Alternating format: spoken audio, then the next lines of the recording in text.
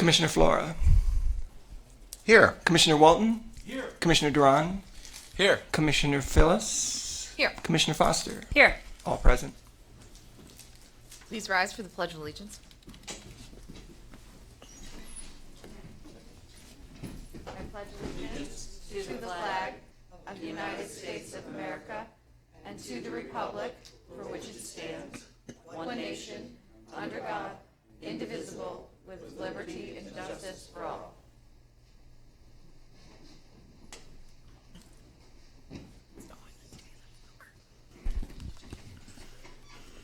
Next item on the agenda is item number 5, approval of the minutes from our April 14th, 2016 meeting.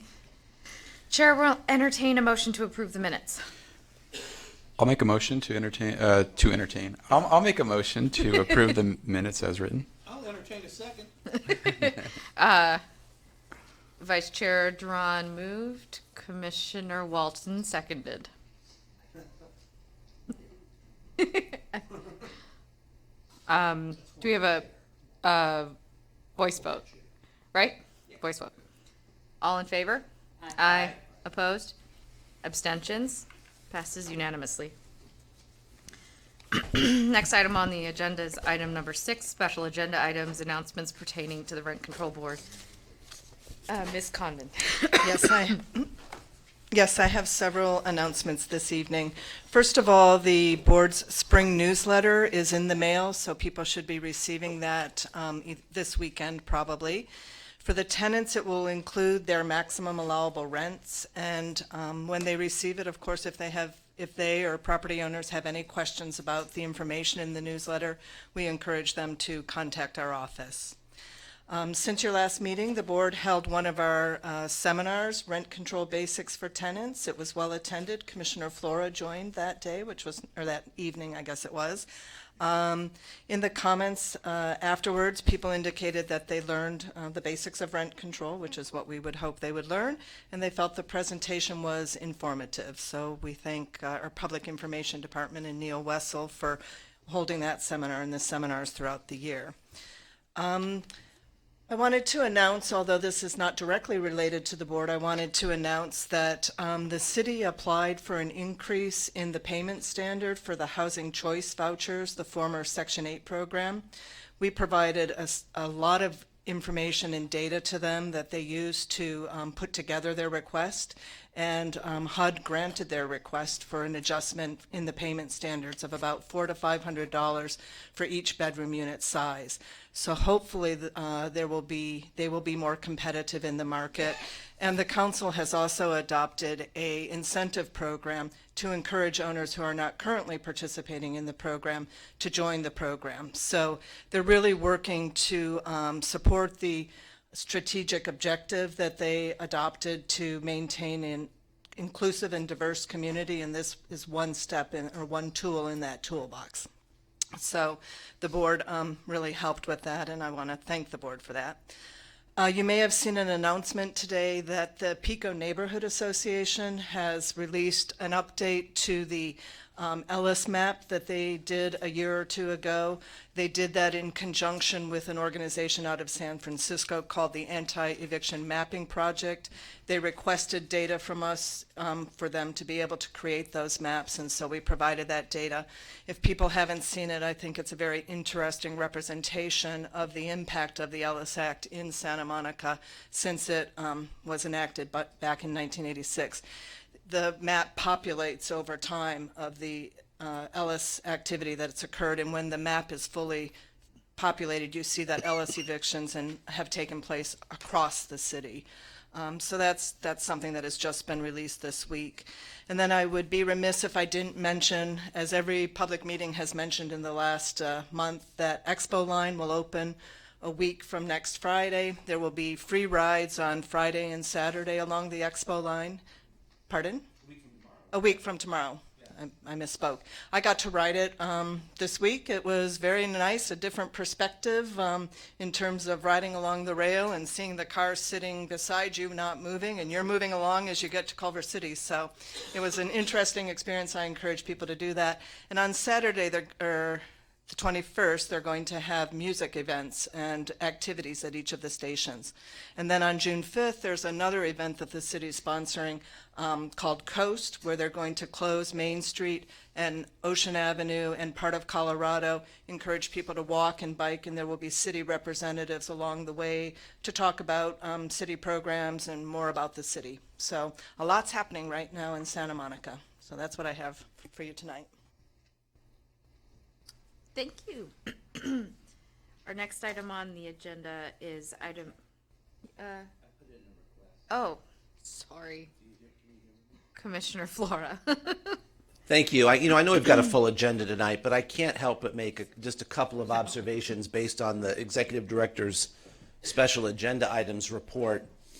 The first of which was I did attend the first hour of the Rent Control Board's information session for renters and tenants.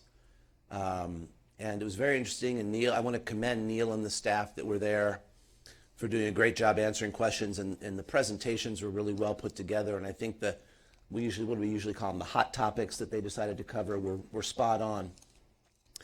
I leaned over to Neil at one point because I noticed something that was rather troubling.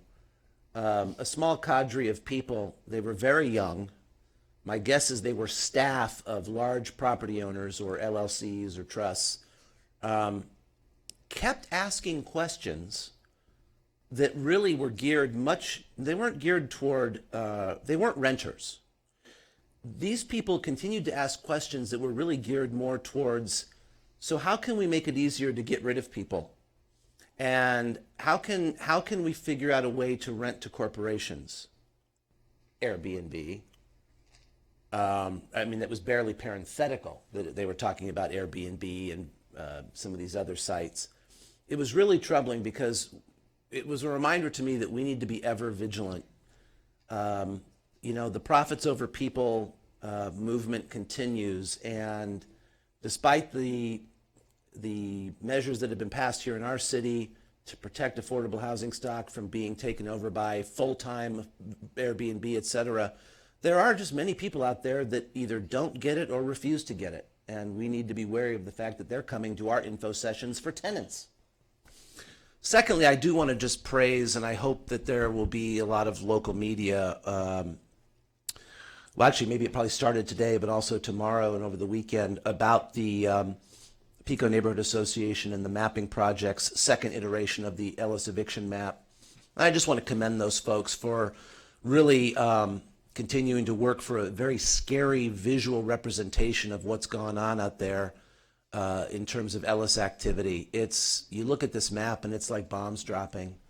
Again, it's just profits over people like crazy out there, and there's just rampant speculation. Harassment by neglect, et cetera, and I just want to make sure that they get their due for spending their time and resources. And I also want to thank our staff for providing them the information that was necessary to really build those maps. And I just want to make sure that that item gets some attention from us as a commission. So thank you for indulging me. Thank you, Commissioner Flora. Next item on the agenda is public comment. Requests from members of the public to speak to the board on any issue of general interest to the community that is within the board's subject matter jurisdiction. State law prohibits the board from taking any action on items not listed on the agenda. We have no speakers, correct? Okay. Next item on the agenda is item 10, jurisdictional items. In light of the fact that we have a very full agenda this evening, the chair will entertain a motion to grant the owner occupancy exemptions by consent. That's items 10A1 through 4. Is there a motion? It is so moved. Seconded. Okay. idea. Do we voice vote? Roll call vote? Commissioner Flora, Yes. Commissioner Foster, Yes. Commissioner Drummond, Yes. Commissioner Walton, Yes. Commissioner Phyllis. Yes. Motion carries. Okay.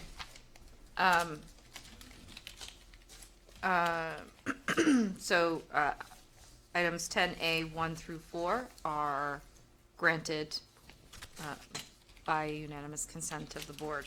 Next item on the agenda is item 10B1, appeals D-4864, 1045 Ocean Avenue, Unit 4, appellant Miss Wagner.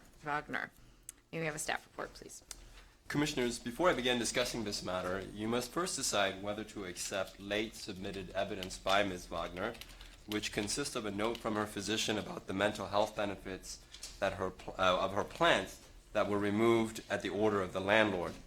The note also includes some legal conclusions by the physicians, which are actually the purview of the hearing officer and the board, and also includes an offer of compromise, even though this is an appeal and not a mediation. The board hears this matter as an appellate body, and its task is to review the record that was before the hearing officer to determine her decision, that if her decision was clearly an error or if it was reasonably supported by the record. Therefore, the board accepts new evidence only if it could not have been submitted to the hearing officer through the exercise of reasonable diligence and the evidence bears directly on a material dispute of fact. The record shows that Ms. Wagner already submitted a similar note from her physician to the hearing officer, which discussed the mental health benefits of the plants. That note is part of the record as Exhibit 17. The only part of the late submitted note that appears to be new are its legal conclusions and offer of mediations, which are both improper as evidence from a treating physician in an appeal of a rent decrease petition. Because the letter is essentially duplicative of evidence in the record, it clearly could have been submitted to the hearing officer through the exercise of reasonable diligence, and was. Even the part that is new in the note, the legal conclusions and the offer of mediation, could have been submitted to the hearing officer in the earlier note, and neither bears directly on a material dispute of fact. Staff recommends that the board decline acceptance of the late evidence, but that is a vote that you need to make. Chair will entertain a motion to decline acceptance of the evidence. It is so moved. Is there a second?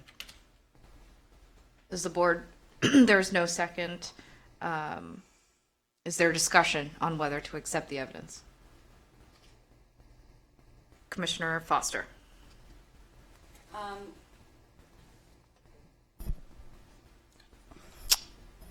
I certainly don't want to break with any procedural rules, and if I would be doing so, then I would definitely seek that advice.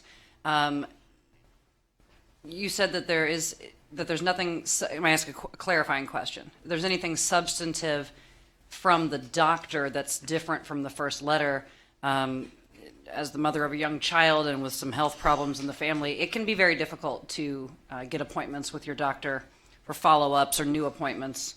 Can be weeks out sometimes to get maybe a change of heart or a follow-up. Was there anything substantive? Can you repeat that part of your statement?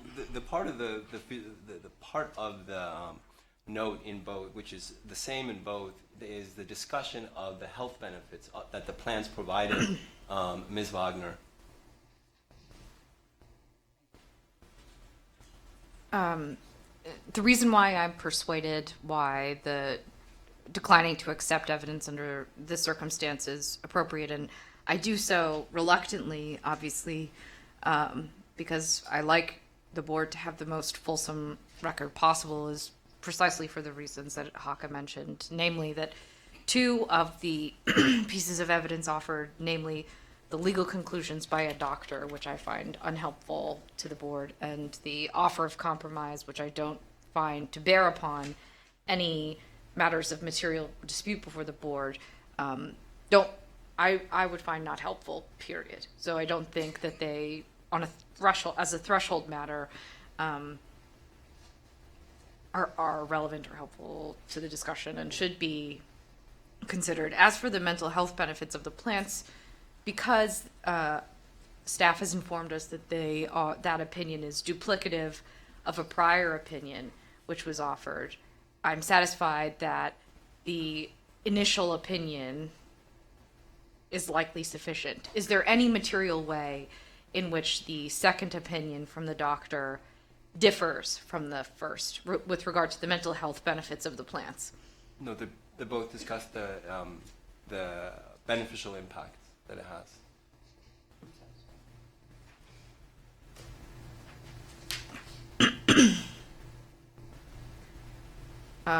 Is there a motion? I move that the same motion that I made earlier. Is there a second? I'll second. Commissioner Welton moved, Commissioner Drawn seconded. I think it'd be a voice vote. Voice vote. All in favor? Aye. Opposed? No. Okay, passes. May we have a staff report, please? Thank you, Commissioners. This case is principally about plants that Ms. Wagner placed throughout the common area walkway since she moved in, not only in front of her own apartment, but also in front of other units. Last year, the landlord ordered the plants removed, citing concerns with access and rodents. Ms. Wagner complied and then filed this decrease petition alleging a reduction in housing services. Because this case is a rent decrease case, the question before the hearing officer was not whether the plants are a reasonable accommodation of a disability or a benefit that is enjoyed by all the tenants. The issue before the hearing officer was whether the right to have plants on the common area walkway was an amenity that Ms. Wagner and her landlord, Mr. Lee, had agreed on as part of the services that she was to receive for paying her rent when they negotiated the tenancy. Ms. Wagner insisted that she would not have taken the apartment if he would not have agreed to let her have plants outside her apartment. The lease she signed specifically prohibited personal property that obstructs the common area. And for 8 years, Mr. Lee seems not to have objected to the plants, which eventually came to line the entire walkway.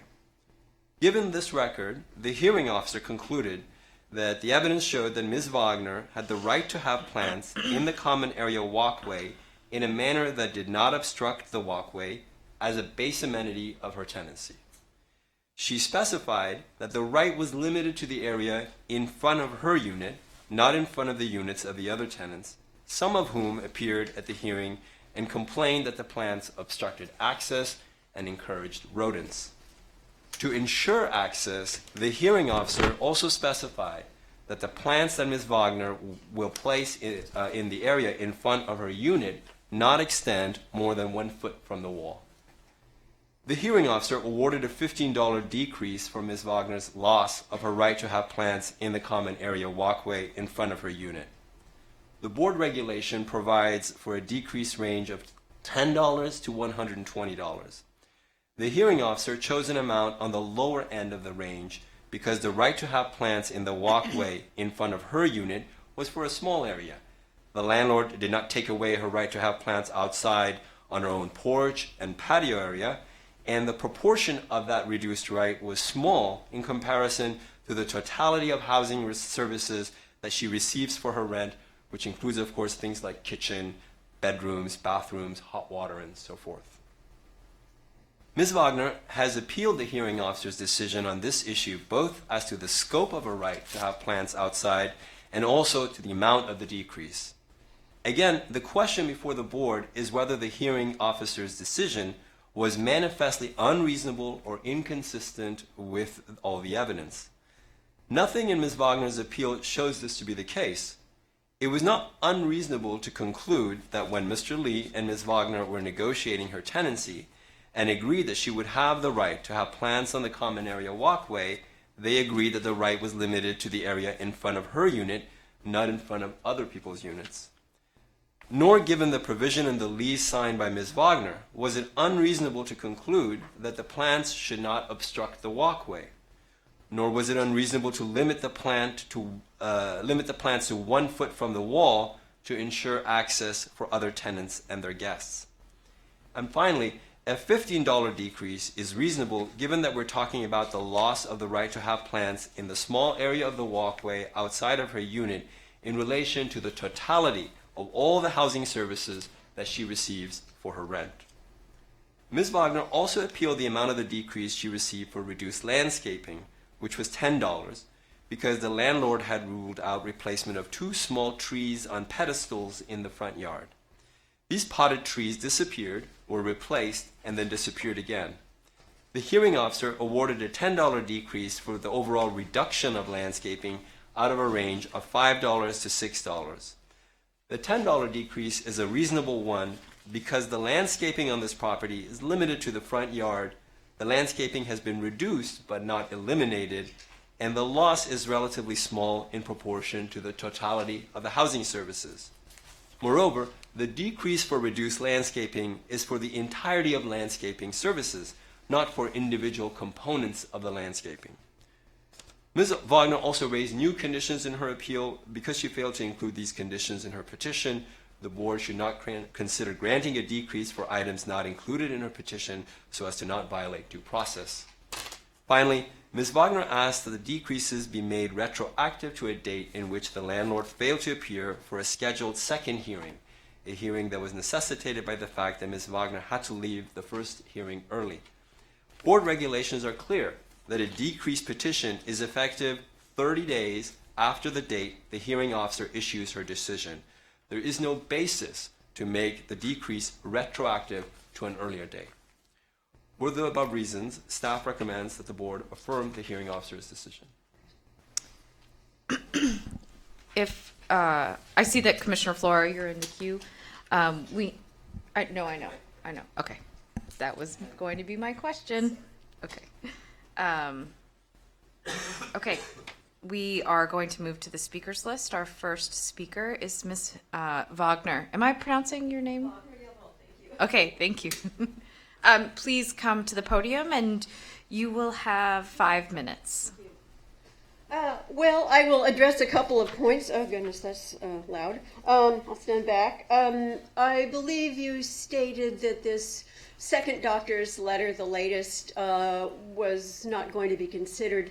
Part of the reason because the doctor didn't have the right to make a legal decision. I'm not quite sure what that refers to, but the business about the conciliation, the other person who signed that letter was Ms. Kaplan, a qualified counselor, and her job is mediation, part of it. So that would explain some of that, and you might want to reconsider. But in any case, I won't belabor the point. The hearing